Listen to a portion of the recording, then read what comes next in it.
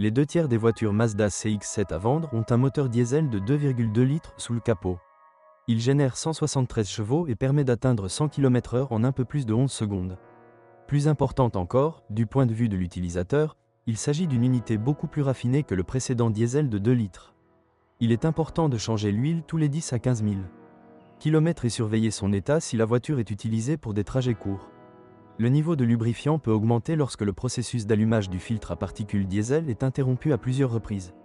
Pour ceux qui attendent une expérience plus intense au volant, ils peuvent choisir le moteur essence turbocompressé de 2,3 litres. Il est connu de la Mazda 6 MPS, génère 260 chevaux et permet une accélération de 0 à 100 km/h en 8 secondes environ. Associé à une boîte de vitesse manuelle fonctionnant parfaitement, il peut procurer beaucoup de plaisir au volant de ce SUV japonais. Un plaisir qui se termine malheureusement au distributeur. Là, il s'avérera qu'en conduite dynamique et urbaine, jusqu'à 15 à 17 litres de carburant disparaîtront du réservoir tous les 100 km parcourus. L'installation du GPL est problématique et coûteuse en raison de l'injection directe dont ce moteur est équipé. Les points faibles de ce moteur sont sensibles à une mauvaise utilisation du turbocompresseur et à une chaîne de distribution qui s'étire. Parfois, le système de calage variable des soupapes tombe également en panne.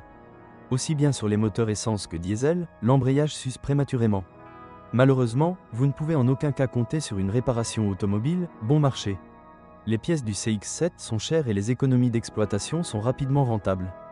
La suspension avant utilise des jambes de force McPherson, tandis que la suspension arrière est un système multibras. La suspension est assez rigide, ce qui peut être considéré comme un inconvénient lors de déplacements sur une route défoncée, mais dès que la surface de la route s'améliore, on appréciera immédiatement l'excellente maniabilité de ce SUV considérable. Conduire dans les virages est très amusant et la direction directe donne de bonnes informations sur ce qui arrive aux roues avant. Les 4 roues motrices ne sont pas permanentes. L'essieu arrière s'enclenche lorsque cela est nécessaire. Il n'y avait pas de blocage de différentiel, même moyennant des frais supplémentaires. Pour cette raison, cela ne vaut pas la peine de s'aventurer sur des terrains plus exigeants avec le CX-7. Avantage, train roulant raffiné. Performance de la version 2.3 turbo, un équipement standard étendu. Défaut, efficacité énergétique de la version essence. Pièces coûteuses, faible durabilité de l'embrayage.